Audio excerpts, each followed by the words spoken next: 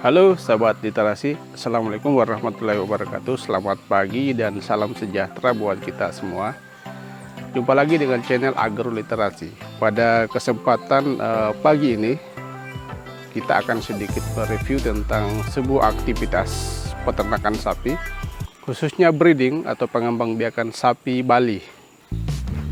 Sahabat literasi ya, jadi breeding atau pengembangbiakan sapi Bali merupakan salah satu pilihan dari kegiatan peternakan sapi yang tentunya sangat menguntungkan. Jadi di depan kita ini merupakan contoh kecil daripada kegiatan breeding atau pembiakan sapi Bali ya.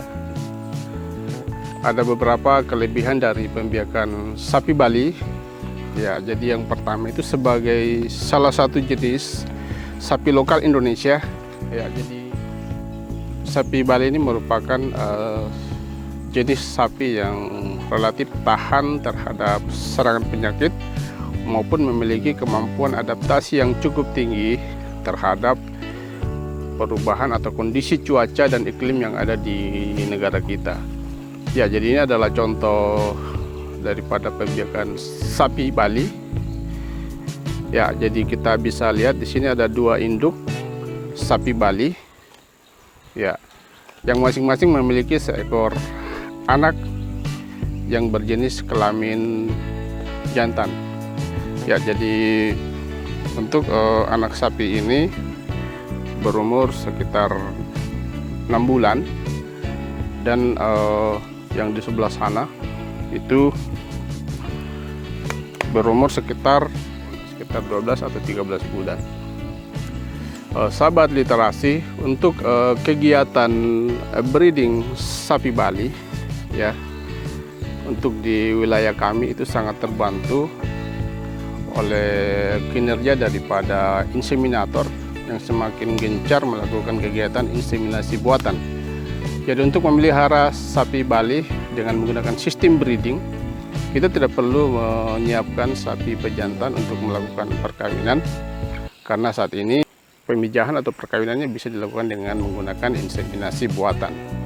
Ya, jadi ini merupakan salah satu contoh sapi ya, anak sapi yang merupakan hasil daripada inseminasi buatan yang dilakukan terhadap sapi Bali dengan memasukkan bibit berupa sapi Bali juga dan menghasilkan anak sapi seperti ini yang sekarang ini kira-kira berumur sekitar 12 sampai 13 bulan. Untuk melakukan pemeliharaan sapi dengan sistem breeding atau pengembangbiakan di wilayah kami itu sebagian besar peternak tidak menggunakan kandang khusus ya untuk pemeliharaannya. Sapi ditempatkan pada tempat yang teduh yang banyak terdapat pohon-pohon sehingga sapi tidak merasa kepanasan ya. Dan pada saat-saat tertentu sapi-sapi ini akan dipindahkan ke tempat pengembalaan. Sahabat literasi, dengan semakin sempitnya wilayah pengembalaan daripada sapi, itu menuntut para peternak untuk melakukan penanaman berbagai jenis rumput-rumputan sebagai stok pakan daripada sapi itu sendiri. Saat ini sudah ada beberapa jenis rumput yang sifatnya unggul yang saat ini sudah banyak dipelihara oleh peternak, khususnya peternak breeding maupun penggemukan sapi Bali. Ya, ini adalah salah satunya, yaitu jenis daripada rumput gajah ya, yang umumnya memiliki nutrisi yang cukup tinggi untuk melakukan kegiatan peternakan. Sebagaimana kita ketahui bahwa rumput gajah mengandung protein kasar itu sekitar 10 hingga 12%. Di samping rumput gajah, beberapa peternak di wilayah kami juga itu mengembangkan beberapa jenis rumput yang lain seperti rumput odot, setaria, rumput pakcong, dan beberapa jenis rumput lainnya. Seringkali kegiatan breeding atau pengembangbiakan sapi Bali di wilayah kami itu merupakan kegiatan sampingan daripada masyarakat. Namun dapat kita lihat bahwa hasilnya cukup menggembirakan, sangat membantu perekonomian daripada peternak sapi itu sendiri.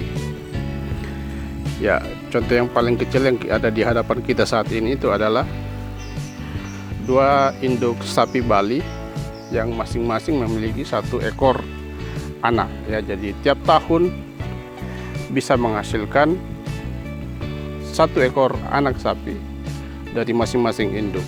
Ya, jadi sapi yang ada di hadapan saya ini setiap tahun bisa menghasilkan 2 ekor anak sapi. Bisa kita bayangkan sapi yang ada di hadapan saya ini sapi jantan yang berumur 12-13 bulan. Ya, saat ini diperkirakan harganya mencapai sekitar 7 juta rupiah ya untuk di wilayah kami. Sedangkan yang di sebelah sana sapi yang berumur sekitar 7 bulan ya, saat ini diperkirakan harganya bisa mencapai sekitar 4-5 juta rupiah. Jadi kita bisa lihat bagaimana kegiatan breeding atau pengembangbiakan sapi Bali ini merupakan suatu aktivitas peternakan yang cukup menjanjikan.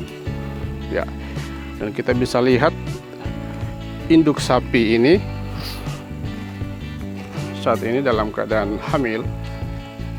Ya, dan diperkirakan 3-4 bulan ke depan itu akan beranak dan tentunya menghasilkan anakan yang bisa menambah koleksi jumlah sapi yang dimiliki oleh peternak itu sendiri. Ya, jadi hal ini yang menyebabkan breeding atau pengembangbiakan sapi Bali kita bisa jadikan sebagai salah satu kegiatan sampingan ya, dapat juga kita gunakan sebagai sarana hiburan, namun dapat menghasilkan keuntungan yang tidak sedikit. Ya, hal ini bisa kita lihat di wilayah kami sendiri itu ada beberapa peternak sapi yang menggeluti profesi lain selain beternak sapi. Ya, ada yang petani, pedagang, ya, wira swasta, pekerja pabrik, bahkan pegawai negeri sipil sekalipun itu banyak yang melakukan aktivitas breeding atau peternakan sapi ini. Ya, muncul pertanyaan, ya, apakah kita dapat melakukan usaha breeding atau pengembangbiakan sapi, khususnya sapi Bali, yang bisa kita kombinasikan dengan kegiatan penggemukan sapi?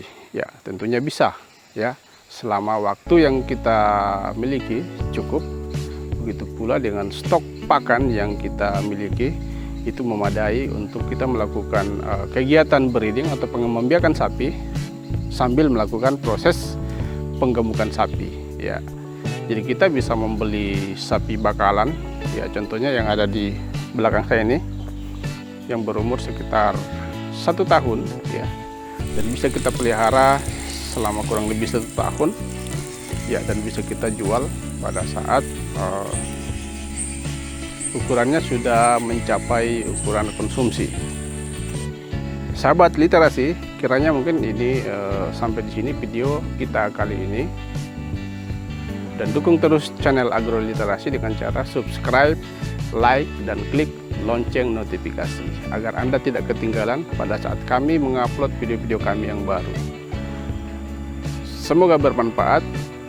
Kami akhiri, wabillahi taufiq wal hidayah. Wassalamualaikum warahmatullahi wabarakatuh.